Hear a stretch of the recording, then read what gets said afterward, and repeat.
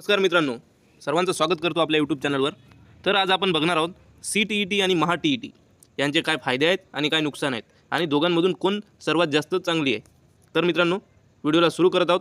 तत्पूर्वी चॅनलला सबस्क्राईब करा, व्हिडिओला लाईक करा आणि संपूर्ण व्हिडिओ बघा. तुमचे प्रत्येक डाऊट इथे क्लिअर होणार आहे आणि तुम्हाला कोणती परीक्षा निवडायची हे पण तुम्हाला क्लिअर होणार आहे. मित्रांनो, सर्वप्रथम बघूया CTET म्हणजे काय. तर इथे बघा, CTET म्हणजे सेंट्रल टीचर एलिजिबिलिटी टेस्ट, केंद्रासाठी शिक्षकांची होणारी पात्रता परीक्षा. ही जी परीक्षा आहे ही होते केंद्रीय स्तरावर शिक्षक पात्रता परीक्षा, बरोबर. त्यानंतर ही परीक्षा कंडक्ट करते central board of secondary education म्हणजे CBSE मार्फत ही परीक्षा घेतली जाते. ही परीक्षा संपूर्ण भारतभरासाठी लागू आहे, पूर्ण भारतात ही परीक्षा लागू आहे. आणि ही परीक्षा जर आपण उत्तीर्ण झालो तर KVS, NVS, CBSE संलग्न शाळांसाठी ही परीक्षा आवश्यक राहणार आहे.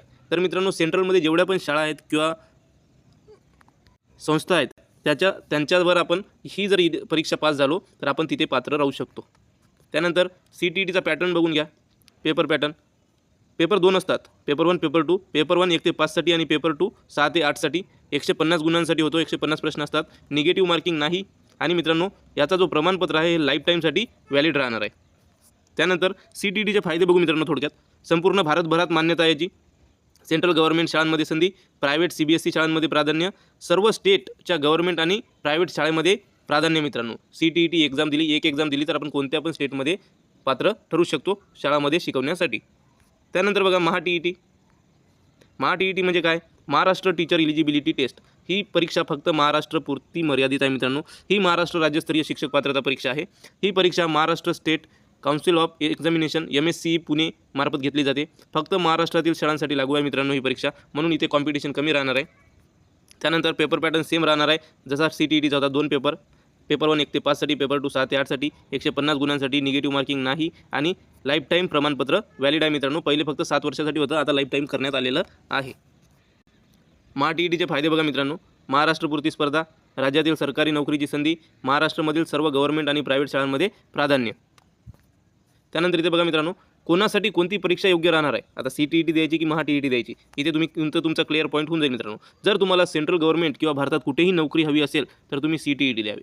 कुठे पण नोकरी करण्याची इच्छा जर असेल मित्रांनो तर CTET तुम्ही द्या, तुमच्यासाठी सर्व राज्यांमध्ये दरवाजे ओपन होतील. पण जर तुमचा उद्देश फक्त महाराष्ट्र सरकारी शिक्षक बनणे असेल तर मित्रांनो तुम्ही महा-TET देऊ शकता.